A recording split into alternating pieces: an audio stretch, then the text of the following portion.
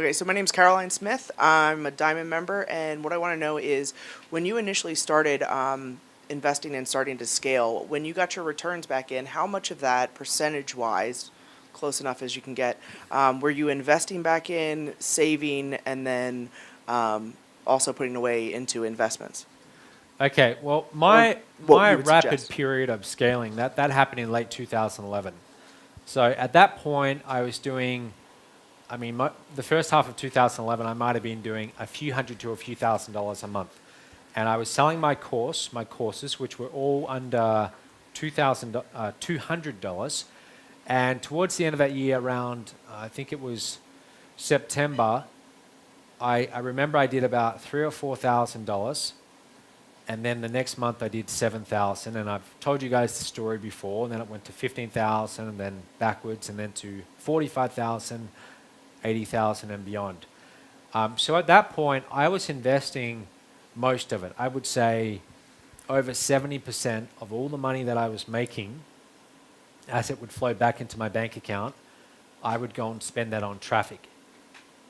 Okay, not all of it, but a good portion of it.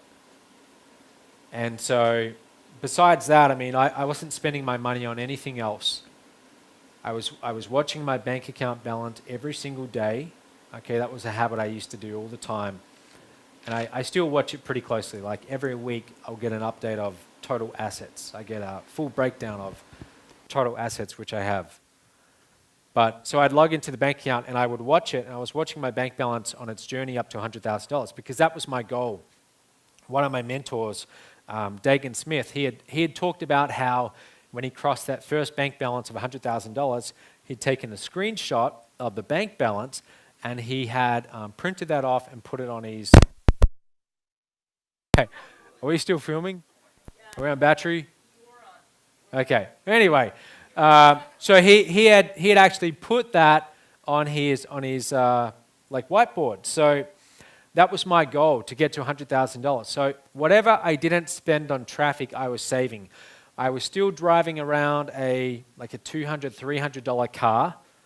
It was a 1991 Ford Fairlane.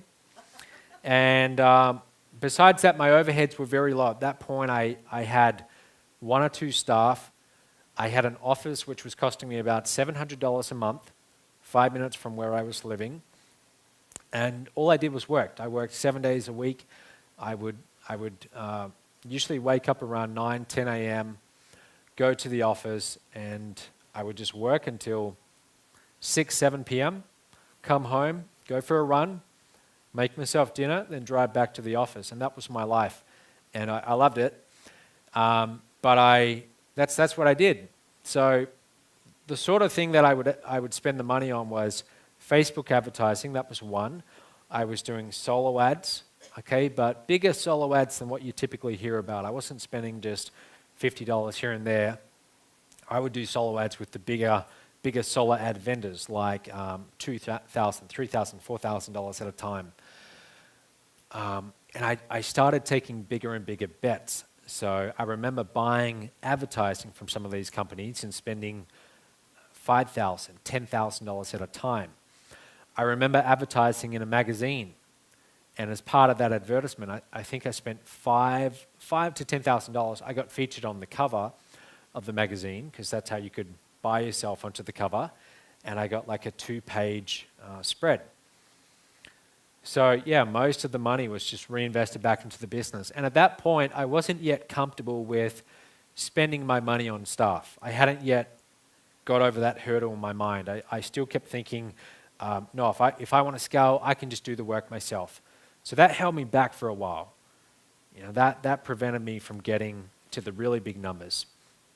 And then towards, I would say, 3 months into 2012, I just done my very first live event.